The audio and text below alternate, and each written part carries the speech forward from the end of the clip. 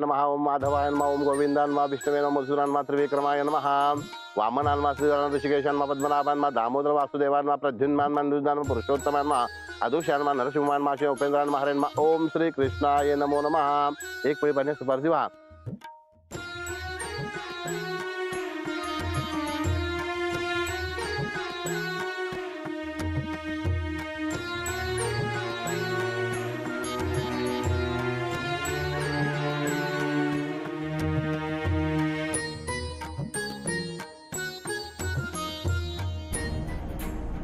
ये ओंक्या आले का त्या नेटवर्कच्या कांड्या? हा लाव की घरला फोन।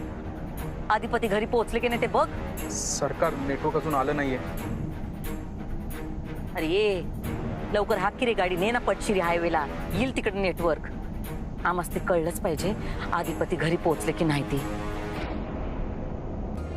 ओम भूर्भुवः श्रीमन महागणपती सौभाग्यवती उठा आणि वडीलधाऱ्या मंडळींना नमस्कार करून घ्या।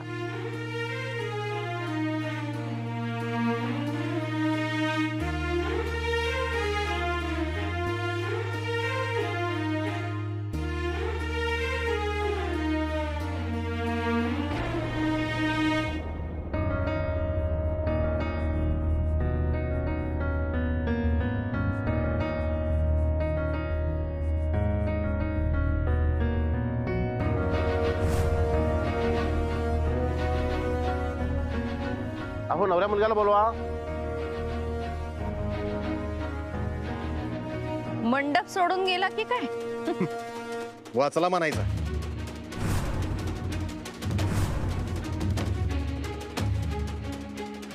इरा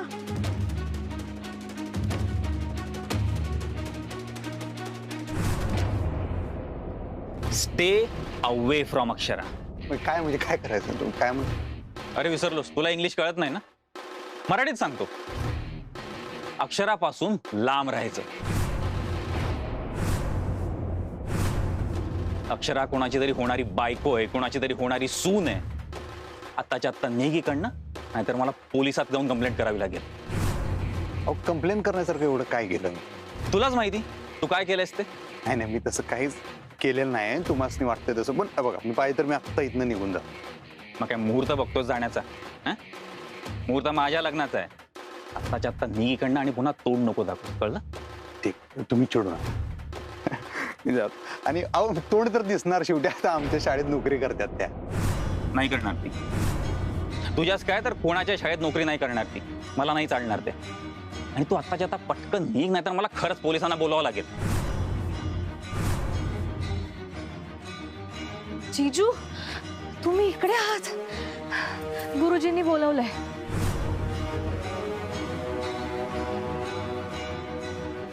काय झालं?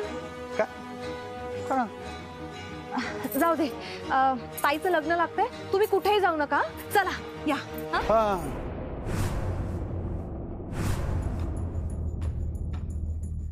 आई बाबा तुम्हाला काका फेटा। ए एटा बेटा काय नको, चल बाजूला। अक्षरा अरे सर। हे बघ तू ठीक आहेस ना? हो सर। नाही मला कळलं तुला किडनॅप केलं आणि हो हो सर, तुम्हाला सांगू का, अधिपती नसते ना तर मी या मंडपातच उभी राहिले नसते आज। त्यांचे खूप उपकार आहेत माझ्यावर, त्यांना ओळखण्यात मी जरा चूकच केली। हे बघ जे झालं ते झालं, मागचं सगळं विसर आता। आजपासून नवीन जीवनाला सुरुवात करायची। अक्षरा जावे बापू। एक्सक्यूज मी सर, मला जर अक्षराशी बोलायचंय, प्लीज। प्लीज बोला ना तुम्ही। मी आलो, मी आई बाबांना भेटून आलो। सर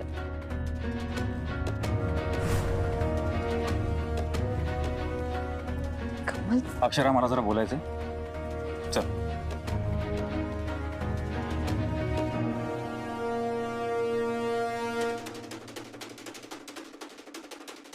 खूप रूडली बोललात तुम्ही। आहे मी रूढ, कळलं? काय झालंय, तुम्ही असं का बोलताय? तू अशी का वागतेस? मी काय केलं? हा अधिपती का थांबला इकडे? म्हणजे जायला सांग त्याला। का पण? आपल्या लग्नात त्या अधिपतीचं काय काम? ते मित्र आहेत माझे।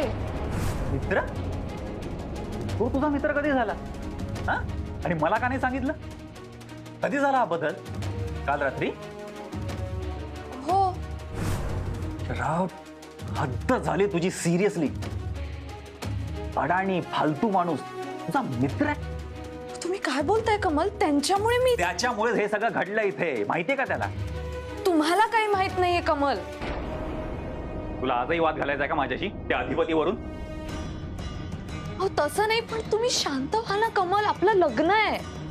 याचा भान तुला तरी आहे का? आपण भांडायचंय का आत्ता? भांडत नाहीये मी, चिडचिड होते माझी. कळत नाहीये का तुला?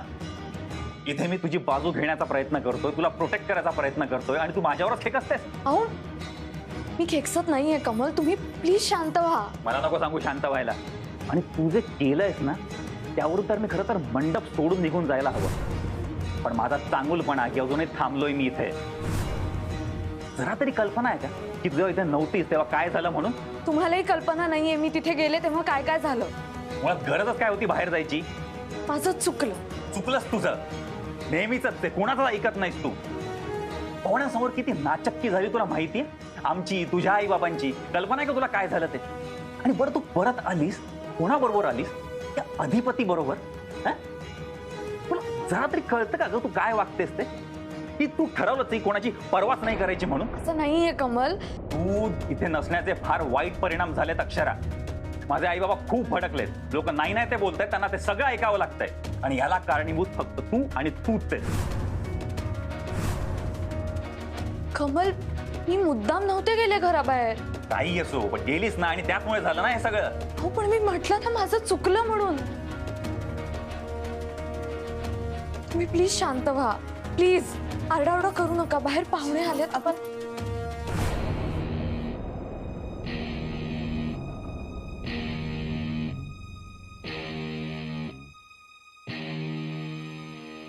अधिपतीराव अहो काय? अहो कुठं? मी निघतो आता. अहो थांबा जरा. आता थोड्या वेळात लग्न लागेल. नाही नाही, मला उशीर झालाय. मला निघायला पाहिजे. हे बघा, ताईला भेटल्याशिवाय अजिबात जायचं नाही. नाही नाही, अहो त्यांचं लग्न आता त्यासनी कुठे डिस्टर्ब करता. मी निघतो. अधिपतीराव अहो तुमचे आभार मानायची एकही संधी तुम्ही आम्हाला देत नाही बघा. प्लीज. बाबा हात जोडू नका. मी परत येतो की. पण आज आज आज जावं लागेल मला. अहो पण तुमचं काय म्हणणं आहे? मला असं वाटतं नकोच ही मुलगी. मला बी तसंच वाटतंय. हो पण लोक काय म्हणते? अहो लोक तिला नावं ठेवते, आपल्याला नाही. ते बी खरंच आहे म्हणा. अहो लग्नाच्या आदल्या रात्री दुसऱ्या पुरुषाबरोबर राहून आलेली पोरगी आपल्या पोराबरोबर काय संसार करणार आहे? नाही नाही नाही, ऐकवत देखील नाही. तुम्ही असं करा, प्यायांशी बोलूनच घ्या. कोण आई? अक्षराची आई. पोरीचं आई बापपणा. पण मग कमलचं काय? त्याला सांगू नंतर समजावून. मग असं करा, मुलीच्या आई वडिलांशी बोलूनच घ्या आता तुम्ही. मी म्हणतो ते तर कशाला पाहिजे? अहो त्या पोरीच्या आई बापाशी बोलायला गेलं तर ते पाय धरणार, रडारड करणार. तेही खरंय. त्यापेक्षा सगळ्यांसमोर सगळं खरं खरं सांगूनच टाकूया.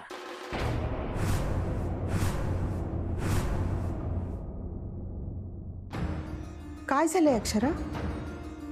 नाही म्हणजे तुम्ही दोघं असे अचानक गप्प का झालात? विचारा तुमच्या मुलीला. अक्षू काही नाही आई. थोडासा गैरसमज, बाकी काही नाही. अरे दारात पाहुणे आहेत. तुम्ही लोक असे वाद नका घालू ना. हे तिला कळायला हवं ना. पण हो कमल प्लीज शांत व्हा तुम्ही. मी हात जोडते आता प्लीज. काही बाबतीत आता मी तुझं बिलकुल ऐकून घेणार नाही. मी जे म्हणेन तेच होईल. हो हो हो कमलराव, तुम्ही जे म्हणाल ना तेच होणार आहे अगदी. हो तुम्ही जरा सध्या शांत होता का? मुहूर्ताची वेळ आली आहे जवळ. आणि आणि बघा बरं तुम्ही दोघं किती गोड दिसताय. अगदी कोणाची दृष्ट नको लागायला.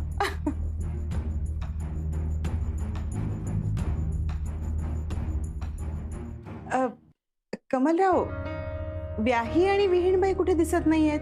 म्हणजे मगाशी होते मंडपात पण आता नाही दिसत आहेत. असतीलच इथे कुठेतरी. चला नवरा नवरी स्टेजवरती या.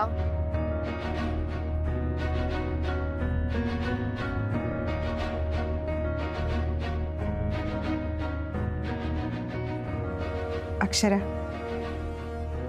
जा बाळा.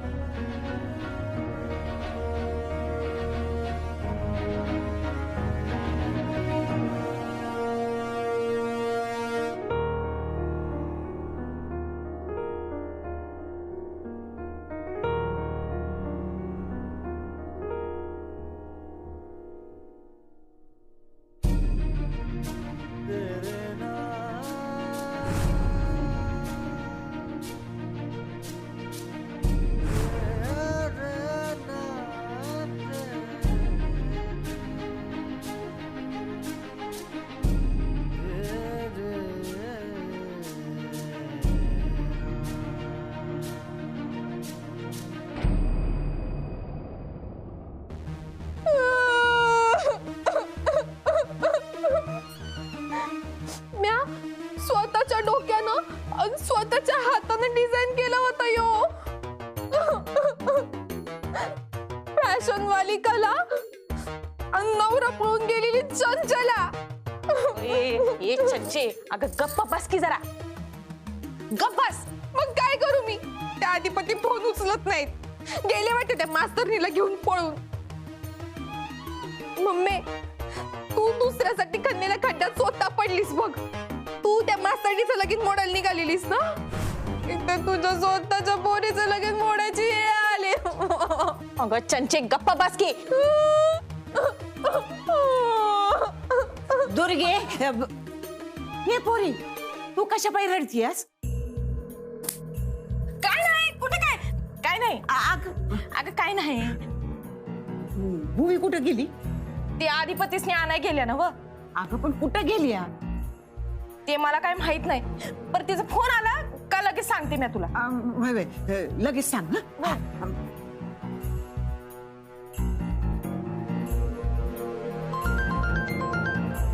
ओंकार, सरकार, हॅलो. हॅलो, हा ताई, बोल की ताई. आधिपती आले का घरी? नाही ना अजून. तुला काही कुठं पत्ता लागला? नाही. ताई, कुठे गेले असतील का अधिपती? आता मी पाहुण्यासनी काय सांगू हेच कळेना झालंय. हे बघ, कुणाला काय बी सांगायची गरज नाही. आणि एक लक्षात ठेव, अधिपती जिथं असतील तिथनं त्यासनी आम्ही घेऊन येऊ. आणि एक, ते घरला आले तर पहिला फोन आमासनी कर. वय ताई, वय.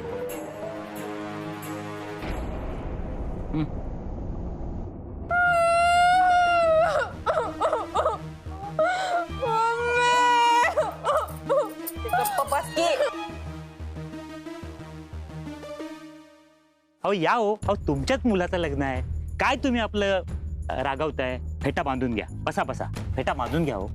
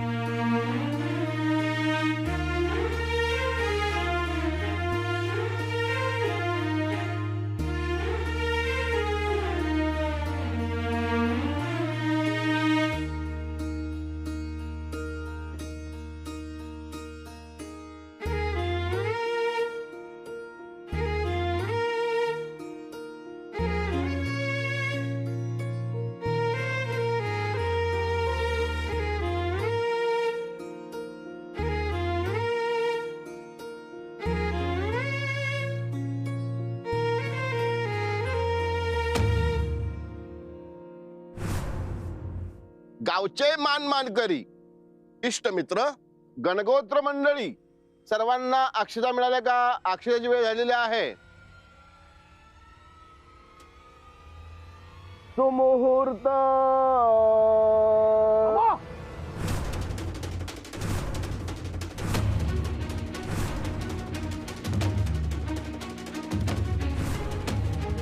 हे लग्न होऊ शकत नाही.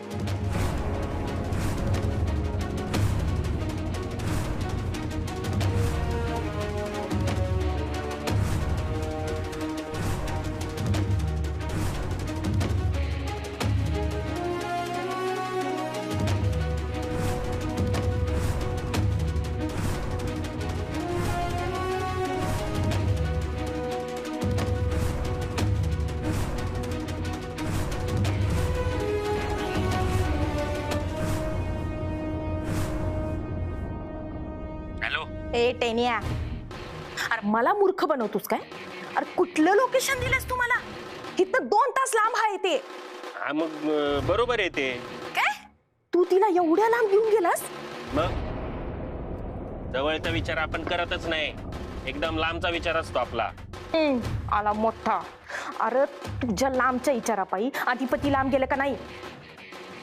तुला सांगितलं होतं का नाही जवळच्या जवळ ठेव म्हणून तिला? अरे आमचा घोळ करून बसलास का नाही तू?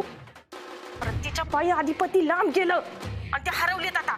ताई बी जंग जंग पछाडायली त्यासनी, कुठं बी गाव ना ते. आणि आता ते लोकेशन जर का मी ताईला दिलं तर मी जाईन का नाही 12च्या भावात. त्यासनी नका देऊ लोकेशन. का? कारण अधिपती तिकडं असतील असं वाटत नाही मला. म्हणजे? अहो म्हणजे मला खबर अशी लागली की अक्षरा घरी आलीये. ती अक्षरा घरी पोहोचली, मग अधिपती कुठं आहेत? आता मला काय माहिती, ती 150 आली पुढं पुढं. आता अधिपती कुठं असतील काय माहित मला. बजा, तू अधिपतीसने काय केलं नाहीस ना? व मी कशाला काय करू, उलट नेहमीप्रमाणे त्यांनीच आणलं मला. अय खोळ्या डोसक्याच्या, अरे तू काय करून बसलायस हे समज? तुझ्यामुळं जर का बजा माझ्या पोरीचं लगीन मोडलं का नाही तर बघा मी काय करते ते. कळलं काय? ठेव आता फोन, ठेव फोन. नाहीच पत्ता लागला ना अधिपतीचा.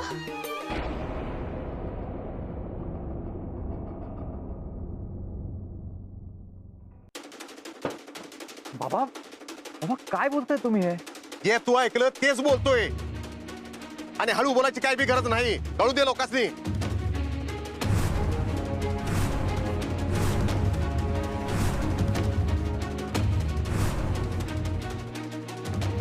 जाऊ मुहूर्त मुहूर्त काय नाही, या लग्नाला मुहूर्त नाहीच, नव्हताच कधी.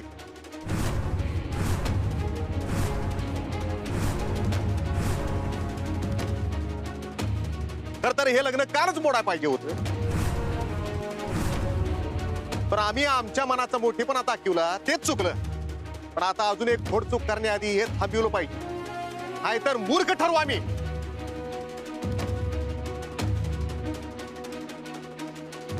माफ करा मंडळी, तुम्ही समजे येळात येळ काढून अगत्याने आलात,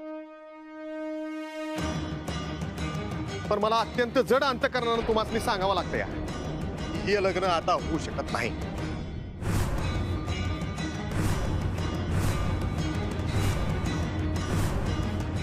तुम्ही समजे निघा, हे लग्न मोडलं. काय झालं व्याही, तुम्ही असं का बोलताय? आमचं काही चुकलं का? चुकलं का? ऐकलं का ग? चुकलं का म्हण? जयदेवराव, एक तर तुम्ही मला याही म्हणू नका, कारण आपण याही नाहीत आणि होणार बी नाही.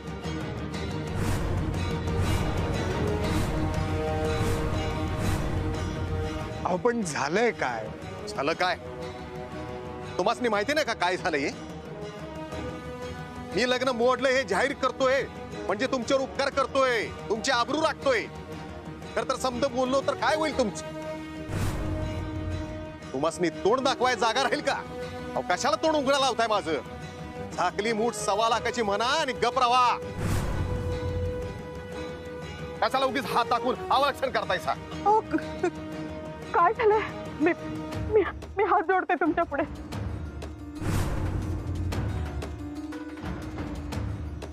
आमचं काही चुकलं असेल तर सांगा, आम्ही चूक सुधारू. पण भर मांडवामध्ये असं लग्न मोडणं बरोबर नाहीये ना हो. नाही म्हणजे हे सगळं असं एवढं झालंय, आणि तुम्ही जे काय म्हणाल ना ते आम्ही सगळं करू. पण लग्न होऊ द्या हो. हे आपण शांतपणे बोलूयात, काय झालंय ते आपण सगळं शांतपणे निस्तरूयात ना. आणि नाही म्हणजे मला मान्य आहे आमच्याकडनं चूक झाली आहे, पुन्हा असं घडणार नाही. थोडं समजून घ्या ना आम्हाला. अहो मी वचन देते तुम्हाला, अशी चूक पुन्हा होणार नाही. आमच्या अक्षरा पुन्हा असं कधी वागणार नाही हो. हे बघा, आमच्या अक्षराचं काही चुकलेलं नाहीये. वा वा वा वा, म्हणजे एवढं समज झालं तरी मी पुन्हा ह्यांचं हेच. तुमच्या पुरीची चूक नाही असं तुमचं म्हणणं असेल ना, तर मांडू की लोकांसमोर समज, त्यासनी ठरवू दे काय चूक आहे का नाही ते. अहो कुठल्या पोराचा बाप असल्या पुरीला सून म्हणून घरी नेईन ते बी विचारू की त्यासनी. बाबा बाबा प्लीज बस. असं नाही, आता होऊनच जाऊ दे समज. आमच्यासाठी हे लग्न मोडलेलंच आहे, पण आता लोकांनी बी कळू दे की काय सत्य आहे ते. आम्ही आपल्या मुलगीची जात आहे, हा उगा बदनामी न ग असं म्हणून मूग गिळून बसलो होतो, पण एवढं होऊन बी यासनी शानपणा आलेलं दिसत नाही. हवा आता जगाला बी कळू द्या की नेमकं काय झालंय ते.